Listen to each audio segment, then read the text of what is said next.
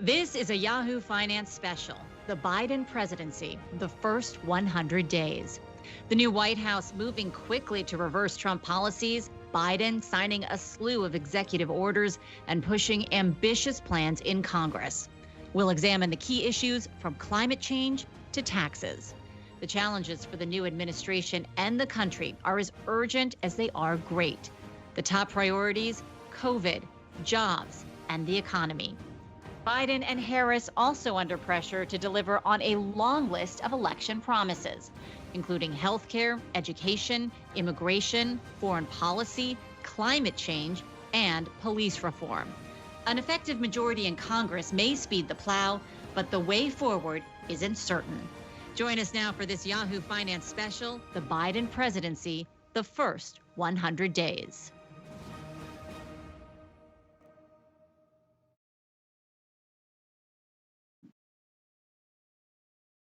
Welcome to Yahoo Finance's special presentation, The Biden Presidency, the first 100 days. I'm Shauna Smith.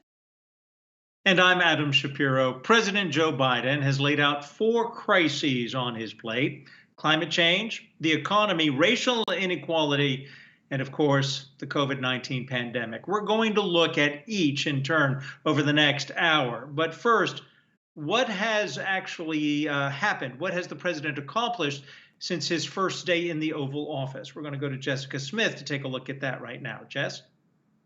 Yeah, Adam, it's been a busy first few weeks of the Biden presidency. There has been a lot going on Capitol Hill, from party infighting to the impeachment trial. But President Biden is trying to show that he's not focused on that. He's focused on the crises at hand.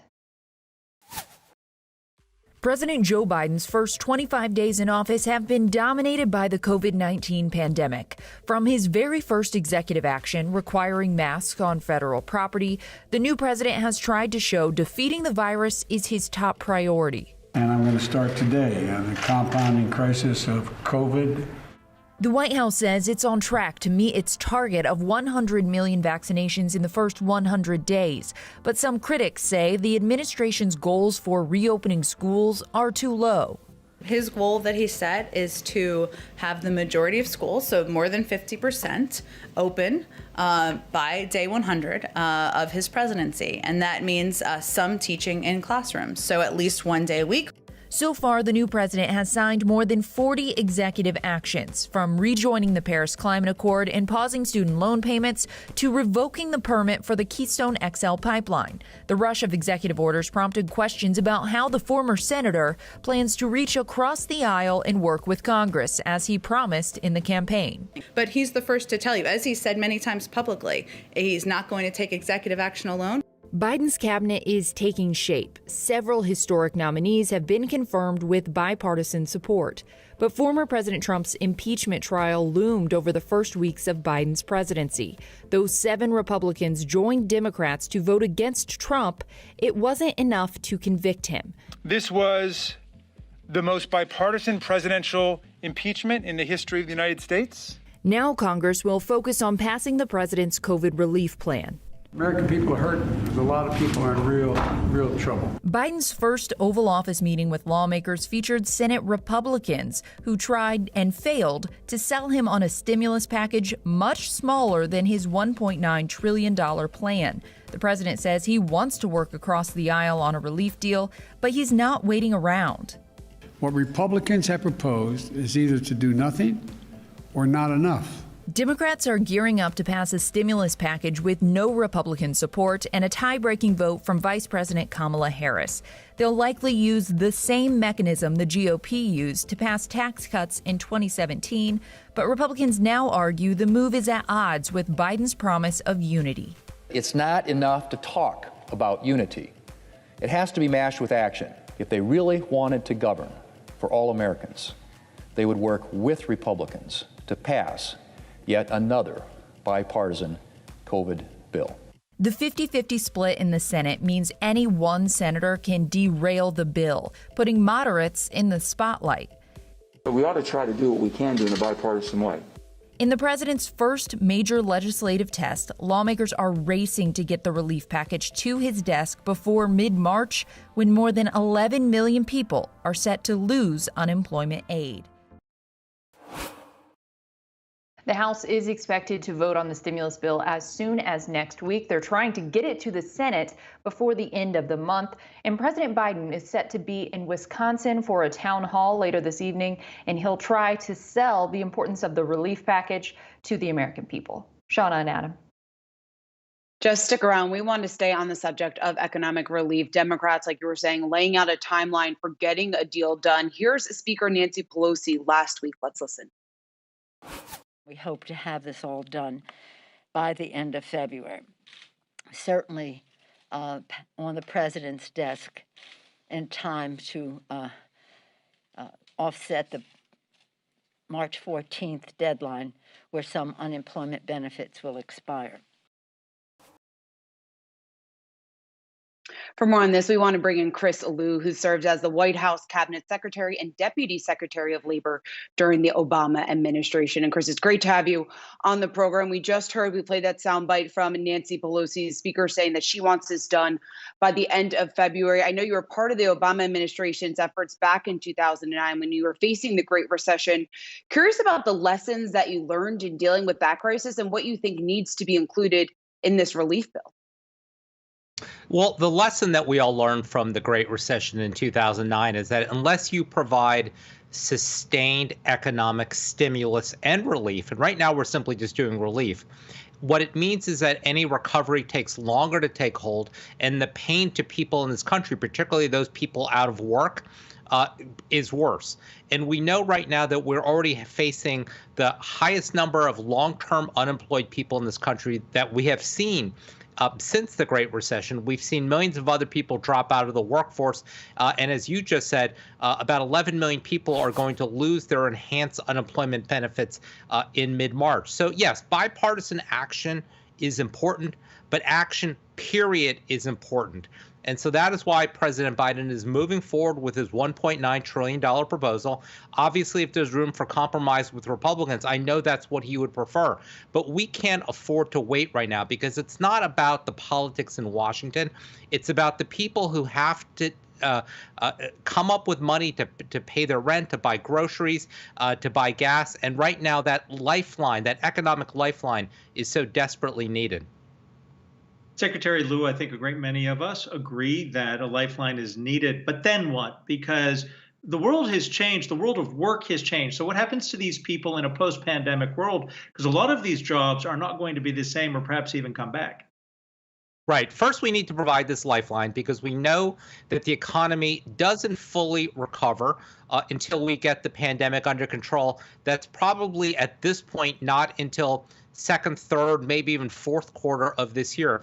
But beyond that, it's one of the reasons why Joe Biden talked a lot about Build Back Better. He didn't just want to bring the U.S. economy back to where we were a year ago. He really wanted to deal with so many of the systemic economic inequalities, whether it is wages that have been flat for the last 20 years, whether it's the large number of manufacturing jobs that have left the country, the fact that in so many jobs right now, in the 21st century, you need more than a high school diploma. We need to figure out a way to provide that advanced education, advanced training to people, because frankly, so many of the jobs that were the backbone of this country over the last 10, 20, 30 years aren't going to exist anymore because of globalization, because of automation. Now, you can bring some of those jobs back, but ultimately, we need a massive retraining effort to get Americans the good jobs they need so that they can live middle-class lives.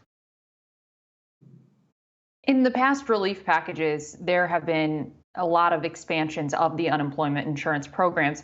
Do you think any of those should be made permanent going forward?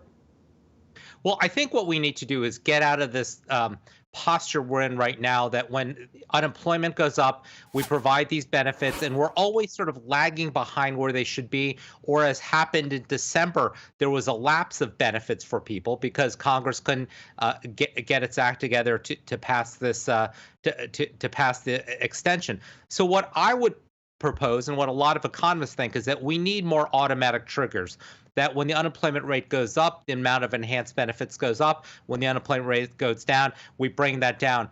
I'm especially concerned about not just the unemployment rate, which is about 6% right now, but as I said, the number of people who are long-term unemployed. That's people who have been out of work more than 6 months, or all of the people that have dropped out of the labor force. Because what we know is that the longer you are on unemployment, the harder it is to get back employed, the harder it is to regain the wages that you've lost along the way. So even if we get this unemployment rate down, there's still going to be a lot of work done to get Americans back working again. Curious just to get your thoughts, and you briefly mentioned it, but the minimum wage, we have President Biden pushing that $15 as a new minimum wage. What do you think will be the effect that we could potentially see on the labor market if something like that does get passed? Well, look, I know there's a lot of debate on this, but the truth of the matter is that when you look across not only economic studies, but again, real world studies of cities and states that have raised the minimum wage, a modest increase in the minimum wage does not lead to any kind of job loss. And what's notable is that the minimum wage right now, the federal minimum wage is $7.25. That hasn't gone up since July of 2009. That's the longest period of time that we've gone in our nation's history without a minimum wage increase. In fact, it is so low right now that about 29 states actually have minimum wages higher than what the federal wage is. And yes, there's always concerns about adverse economic impacts, but frankly, we've had a minimum wage in this country for almost 80, 90 years. Every time it's raised, people say it's going to lead to job loss. It hasn't. What we need to do is get to a place where people can work on minimum wage and actually be able to sustain some kind of life. And that's just not possible right now. Secretary Lou, we had Leon Panetta on the show last week, and he laid out for us what he thought would be the priorities for the first 100 days. Want to get your reaction to what he said when he told us this?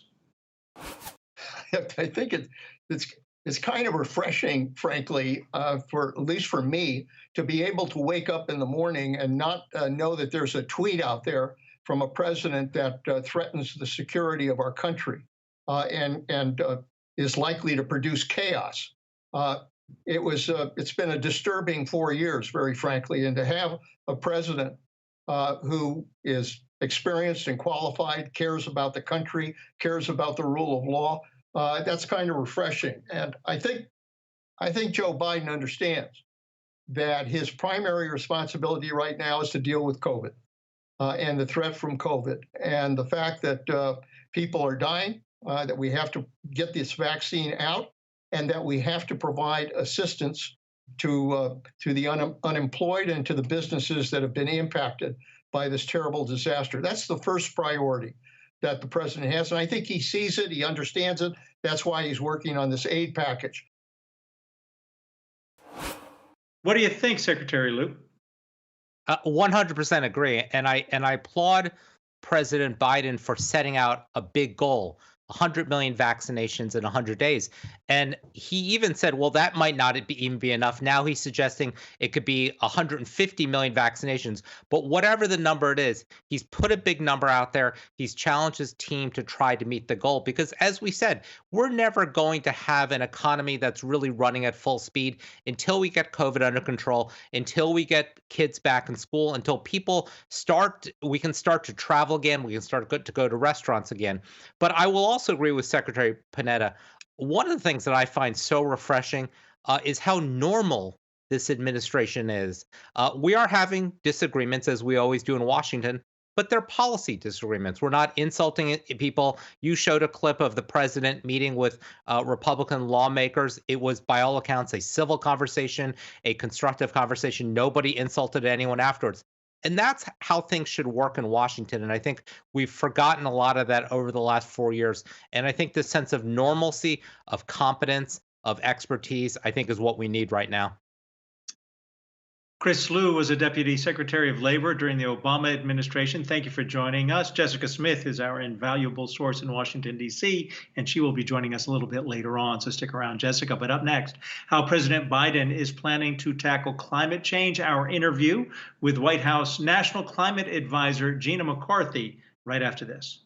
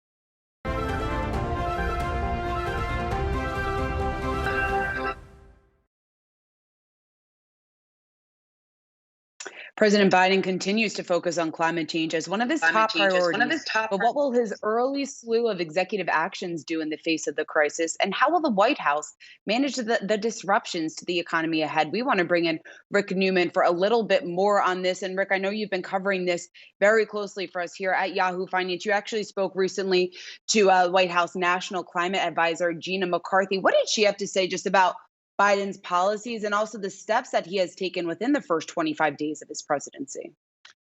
Yeah, she has actually said it's her job to make sure all those new green energy jobs President Biden is talking about, that those jobs materialize. So she outlined what President Biden has done so far: rejoined the Paris Climate Agreement. He canceled the Keystone XL pipeline.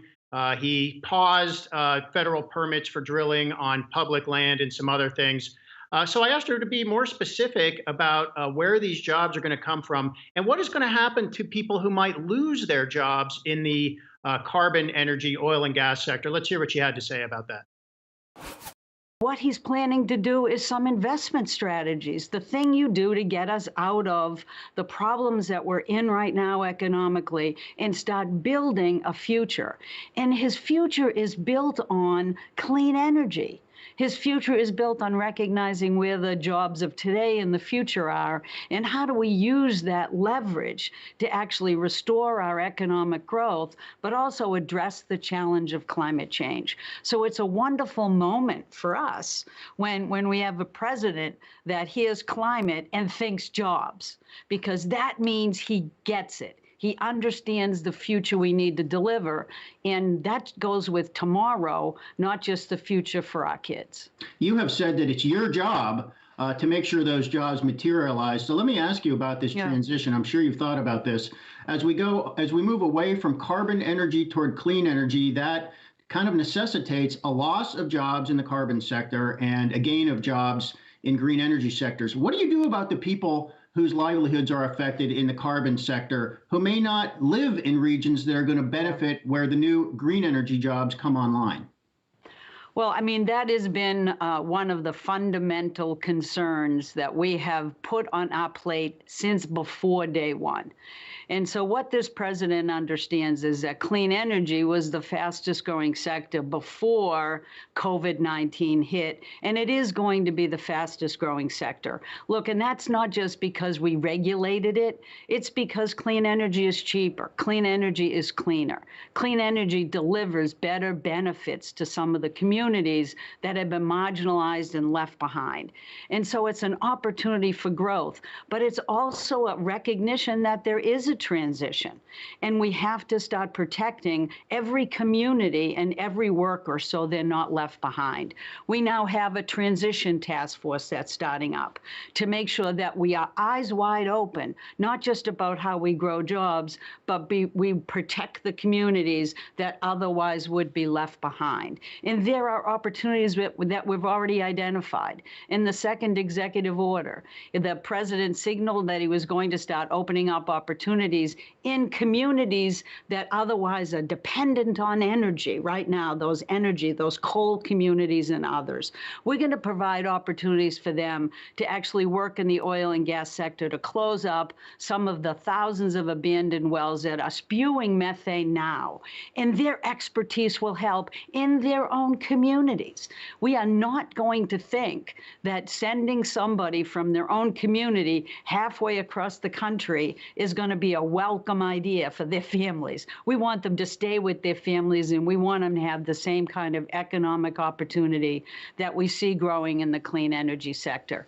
Is it easy? No, but hey, there's another opportunity that the president created. It was the Civilian Climate Corps, which is not for the sort of the old guard, but it's for the new. It's basically an opportunity to put a lot of young people to work who can't find an opportunity today. And it may even attract some of the older dudes like me who actually want to get out and do things once again. And so I'm excited about the opportunities we're creating right out of the gate, but also recognize that this is a long-term challenge, and we have to support that, which is what this task force is all about. just so everybody's clear, I didn't call you an older dude. You called yourself an older dude. I saw you looking at me. I got it. So is there a way to do this in real time so you can anticipate where job losses in carbon energy are likely to happen or are actually happening and get there and say, we got an opportunity for you. Do not despair. Yeah, I think that's why we wanted out of the gate to identify some real life opportunities. But you're right, we don't want to wait till after the jobs are gone. We want to anticipate where the shift in energy is and how we get ahead of that. Because it's really important now. Look, Rick, this isn't the time to ask any human being to sacrifice. We have all sacrificed loved ones. We've all sacrificed our jobs, our opportunity to feel secure in feeding our families. This president gets it. He gets that we have to keep people working while we recognize that we need a shift that addresses really two things. One is that clean energy really is the future, that climate change is real. We have to pay attention to science. We've certainly learned the dangers of not paying attention to science over the past few years. But even more importantly, we have to recognize that there are opportunities we can have available to us today to actually address those that are hardest hit by COVID, those that are hardest hit by pollution, and those that are in the crosshairs of climate change, which is the Black, brown, indigenous communities that don't have the wherewithal to defend themselves, that come in to these communities needing assistance. And we have to address that issue. And the only way we're going to do that is to recognize that climate change is real, to recognize that we have opportunities. And this president has committed 40% of his investments in clean energy to be targeted to those very communities that have been left behind. So the political problem here, guys, is if you have regulatory policies that kill existing jobs, good paying jobs today, and the jobs that will replace them don't come for a year or two, or they come today, but they're 4 states away. I mean, obviously, you've created winners and losers. So the question is, does Gina McCarthy get it? She sounds like she does. She sounds like she's saying President Biden gets that. But of course, the proof is in actually coming up with these green jobs. And Rick, some of the jobs they're talking about, the plan to cap methane gas leaks at millions of leaks at wells across the country. How many people would that employ? And would it pay the same amount as the high-paying oil and gas jobs that might get lost in part of these policies? Yeah, I think the reason she highlighted that, and by the way, I think we could see an executive order on this coming at some point in the next couple of weeks or months. But I think the reason she highlighted that is the people who could do that work have the skills. So these would be oil and gas workers who actually know how to do that work.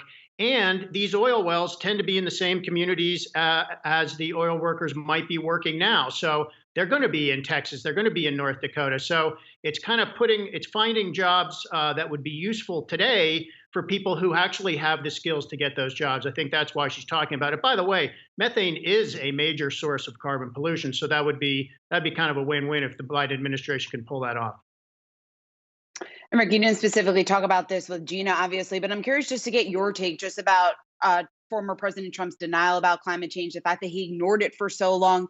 Any idea just how significantly this set back the country's ability to address some of these issues that Gina McCarthy was just talking about? Yeah, I'm going to flip that around, Shauna, and talk about what is changing in the private sector now that President Biden is clearly signaling, look, we need to get moving here. It's time to address this problem. So just look at the auto companies and everything we've been talking about on our shows for the last couple of months. General Motors now saying they aim to have all their cars electric by 2035. And of course, by the way, they pulled out of that Trump administration lawsuit against California meant to actually get California to lower its fuel economy standards. So now that Biden is saying we're going, full clean energy, you're actually seeing private industry saying, okay, we can get behind this as long as we're getting clear signals from the government. GM and other automakers have been investing in batteries and other green technology, but it's been a stutter step process because President Trump didn't support it politically, and they did not feel they had the government in step with them. So now Biden administration saying, we're on board. I think you're going to see an intensified effort in the private sector to get into these technologies. Look what's happening with all the electric companies, startups we're talking about, battery companies. There's going to be a lot of focus and investment, I think, in the private sector on these new technologies that are going to be necessary to get to Joe Biden's goals. Certainly right. And like you're saying, we've seen a number of those announcements over the last several weeks. All right, Rick Newman, thanks so much for taking the time to hop on here with us. Coming up next, the president of the National Urban League joins us on the fight for racial equality. We're back with that in 2 minutes.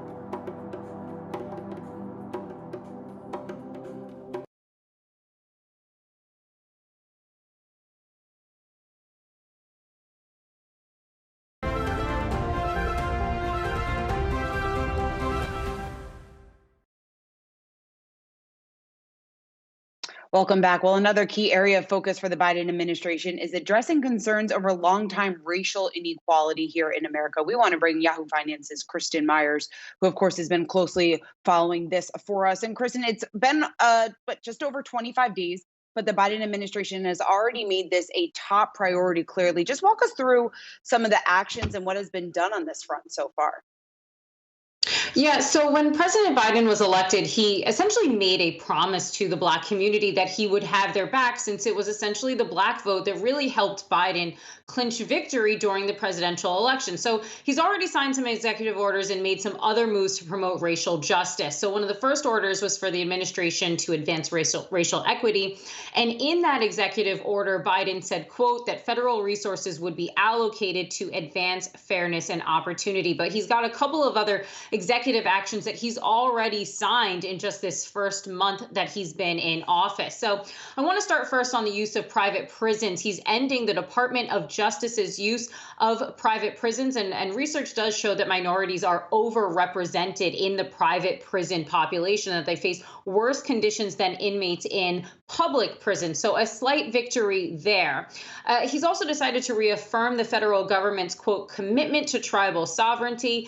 And they've also essentially ordered all federal agencies to really strengthen and recommit to having tribal consultations.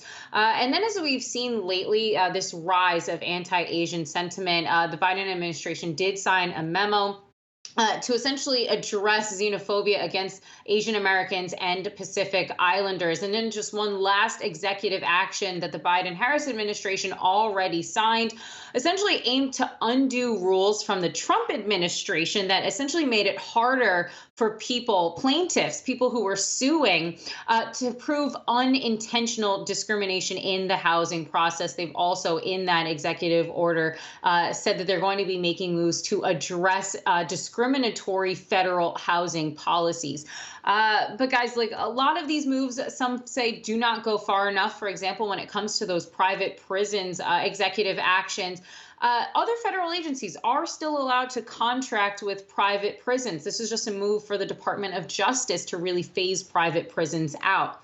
And I think it's really interesting that we're talking about this because a huge test is going to be coming for the Biden administration tomorrow when we have the second hearing of H.R. 40. And now that is a bill to essentially create and fund a commission to study reparations for Black Americans. So that will be a very good test for the administration to see if they are going to advance and throw their weight and their support behind reparations. This is something that we heard a lot of Democratic candidates talking about on the debate stages in the run-up to the presidential election. So it'll be interesting to see how the Biden-Harris administration tackles this one piece of legislation that is incredibly controversial. Okay, Kristen, don't go anywhere. We want you to stay here. And let's bring in Mark Morial. He is the president of the National Urban League and former mayor of New Orleans. Thank you for joining us. Let's keep this simple because we heard at the beginning of Kristen's report the statement that Joe Biden, the president, did say, which is, I've got your back. In the United States, are we hearing from people who represent the Black community? And does he have their back? Are they saying yes? So far, so good? So I am always reluctant to judge after only 30 days. 30 days in the course of a 4-year administration is an important period of time. But right now, key cabinet officers who will be essential to executing the agenda we'd like to see at Justice, at HUD, at Labor, have not yet been confirmed. And so the early steps that have been taken in a 30-day period on, if you will, racial justice, I think are as important as any steps taken by any president in modern history to try to reverse, at least begin to reverse, the substantial damage that the Trump administration has done. One executive order that hasn't gotten as much attention is the executive order that requires every single department within the next 200 days to identify disparities in policies, procedures, and programs and report back, if you will, to the White House. And I think that's important because it will create a more detailed roadmap on how you purge the bureaucracy of the United States government from the long-standing after effects of slavery and segregation, and how you really begin to make progress when it comes to racial justice. So I think there have been some important steps. I've paid close attention to the appointments because I think in an administration long-term, I think personnel decisions are very important to what the policies ultimately are and how they are followed through on. And Marcia Fudge, I give high marks to. Susan Rice, of course. I give high marks to.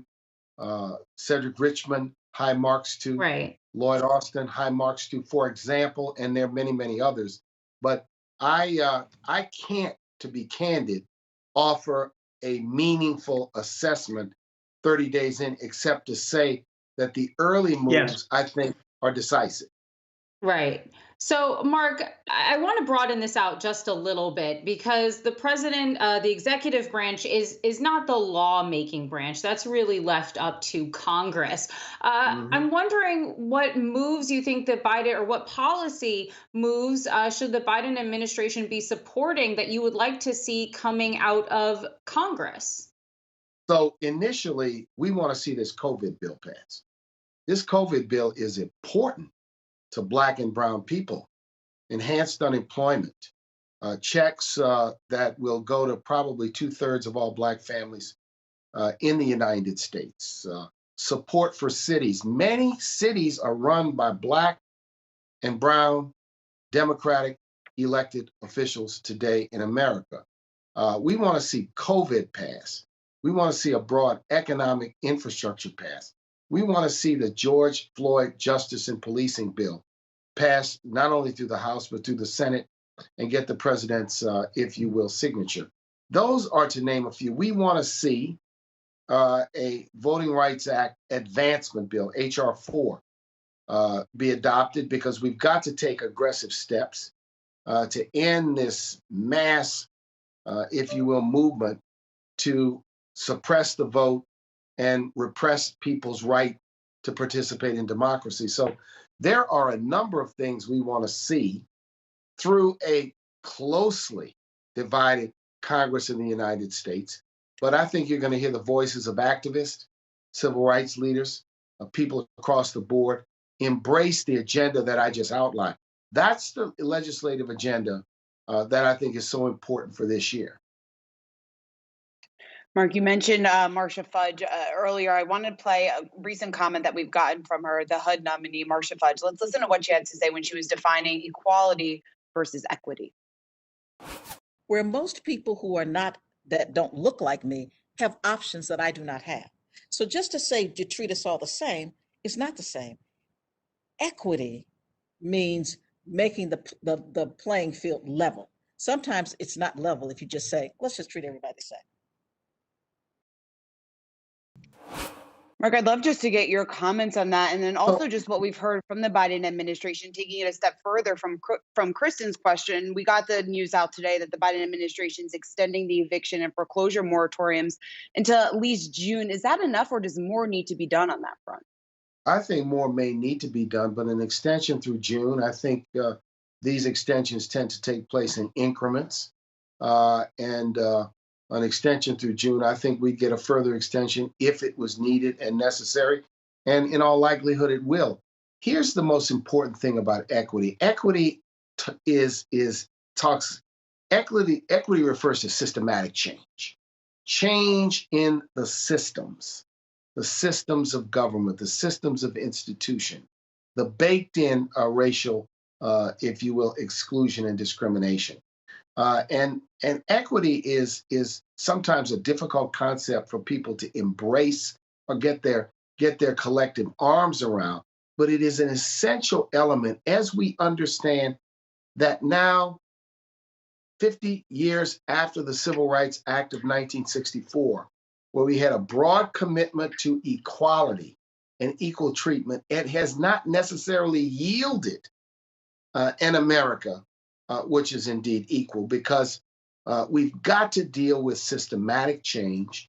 And that systematic change, I think, can take place with presidential leadership, and presidential leadership can begin that change at the departments of government. And this is perhaps the best analogy I would use. If you and I both each had a glass of water, mine was half full and yours was a third full, and we each were given a cup of water, I could say I just gave each of you an equal cup of water. But my glass has more water than your glass. And it will always have more water than your glass unless I figure out a way to give your glass additional water to make up for the longstanding differences. That's what equity means. Mark Morial, it's always great to have you on Yahoo Finance. We really appreciate you taking the time. We have so much more that we would like to talk to you about, so we're looking forward to having you back soon. Again, Mark Morial, the president of the National Urban League and also former mayor of New Orleans. Our thanks to you, and our thanks to Kristen Myers as well. Well, coming up, a shot in the arm of the U.S. economy. Can the Federal Reserve continue its spending spree? We're going to talk to former Fed Governor Randall Kroszner. He joins us next. We'll be right back.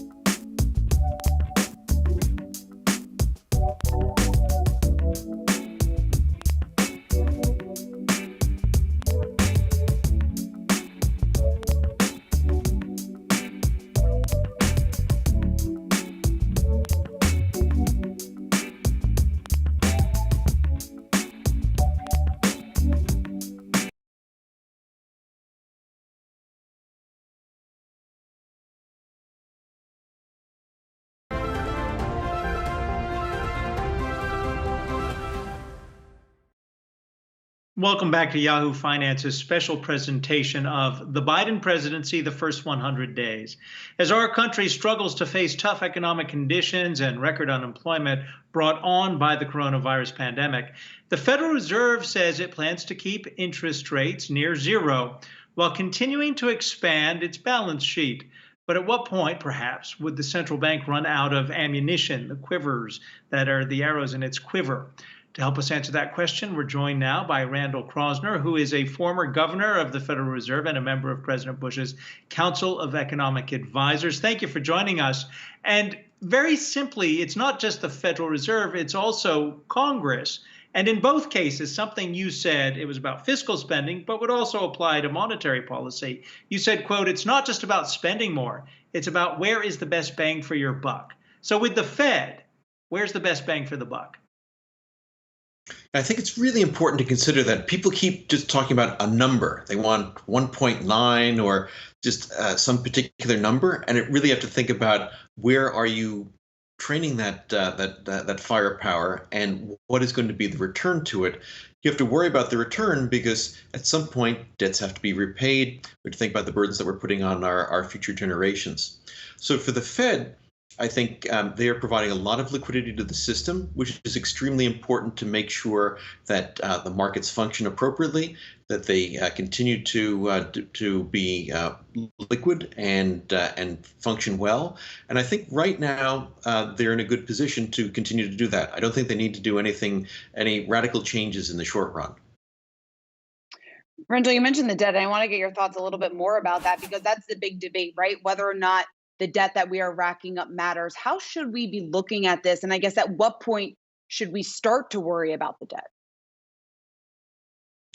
Well, I think we have seen the longer term interest rates start to move up. It was below 1% and now it's at about 1.3%. That's still low by historical standards for sure.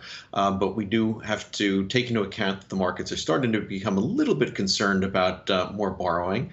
And that's understandable because we spent 15% of GDP back in March and April of last year.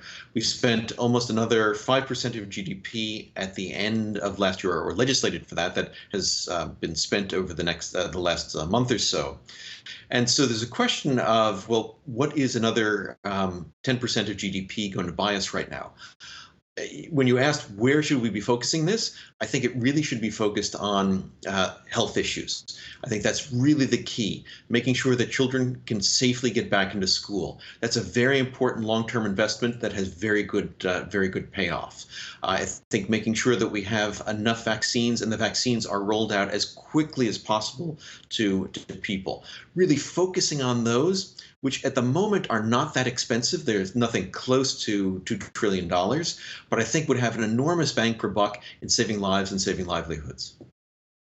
You've also said, and it was just January, there was a conference through the University of Chicago where you are an associate dean, that the Fed will need to continue to provide support because it's more than there's that mandate about employment, but it's more than just creating jobs or moving people from one sector to another. Can you help us understand what that looks like in reality? Sure. And so, as I said before, they're providing liquidity to the system to make sure that basically the plumbing is working.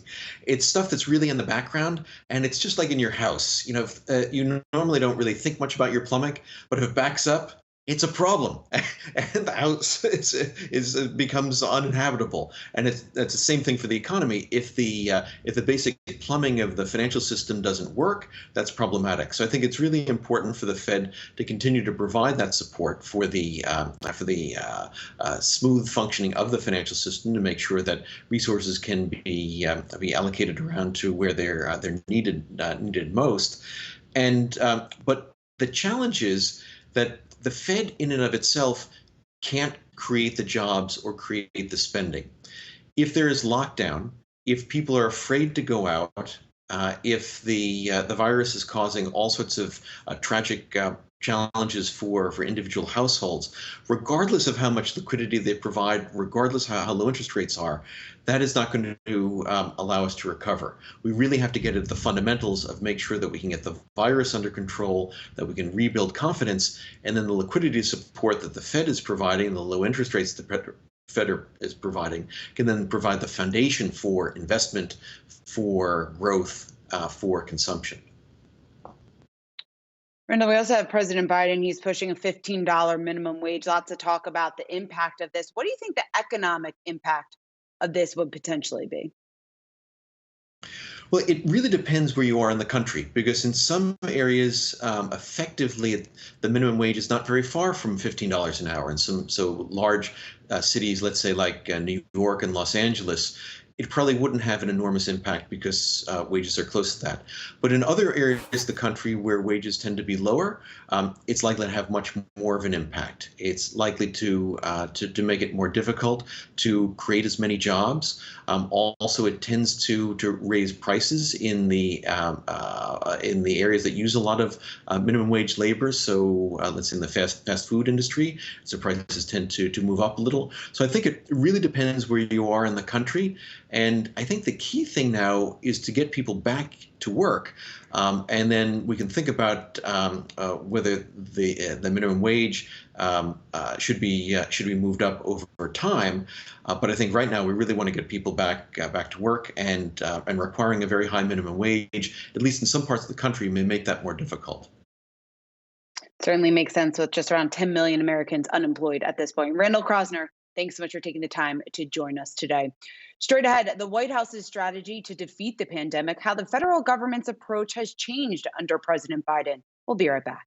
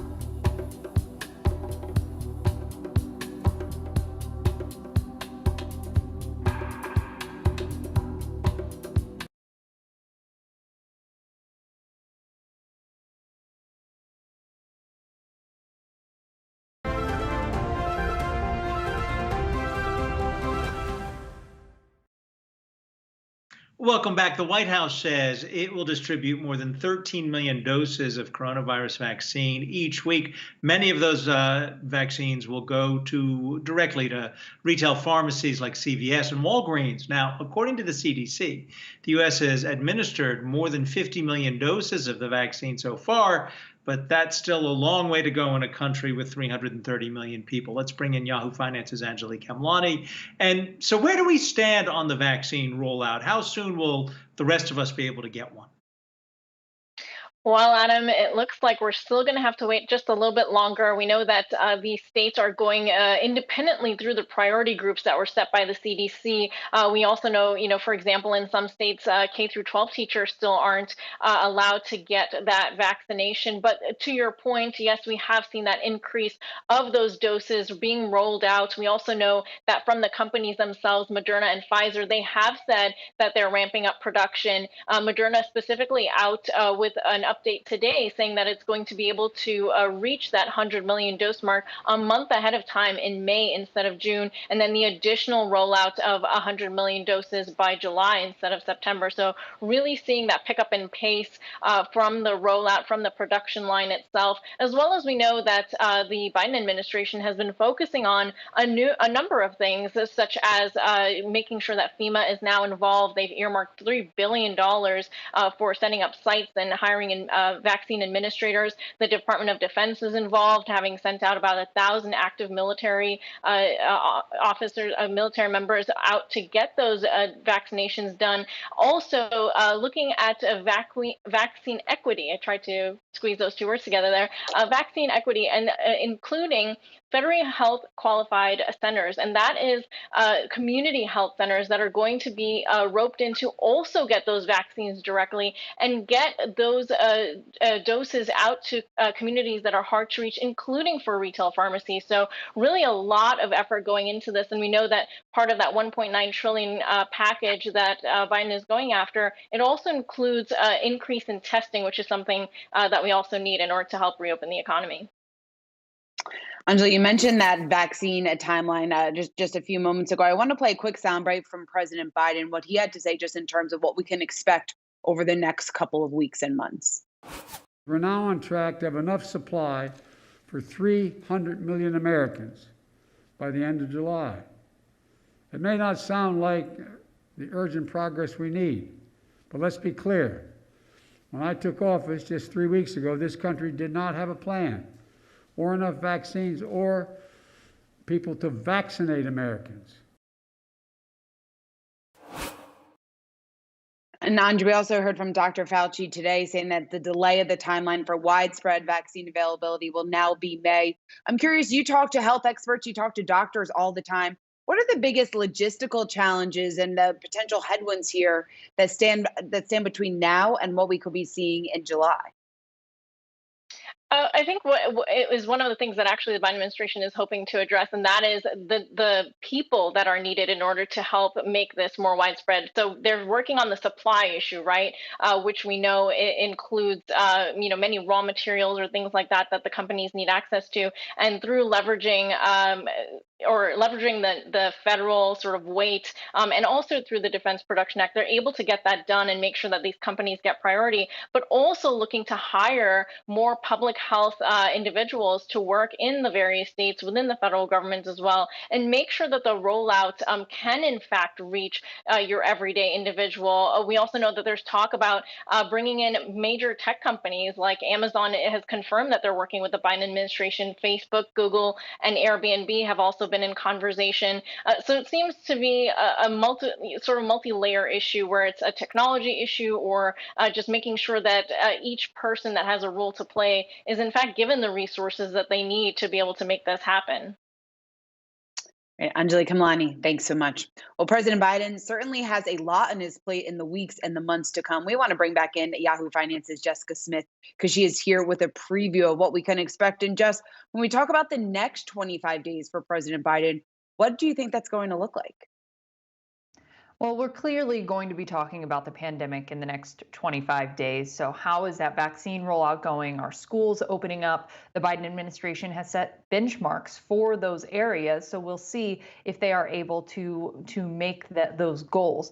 We'll also be looking at the COVID relief bill. Are Democrats able to get this through with probably just Democratic support, and what measures are actually going to end up in the final bill? The minimum wage proposal that President Biden has wanted to see is going to be a tough sell. He's admitted that it is probably unlikely, so we'll see what provisions they are able to actually get into the final piece of legislation. And now that the impeachment trial is wrapped up, Congress can really focus on President Biden's legislative agenda. We also know that the president wants a recovery package, so that would be focused on infrastructure and clean energy jobs.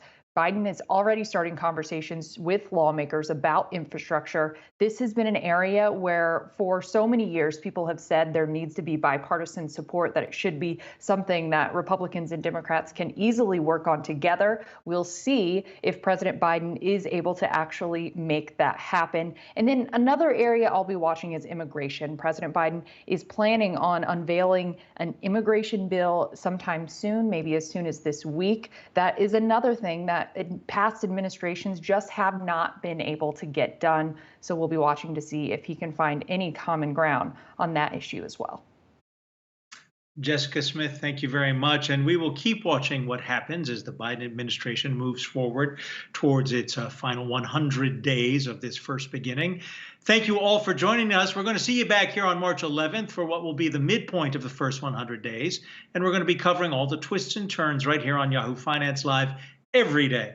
Have a great evening.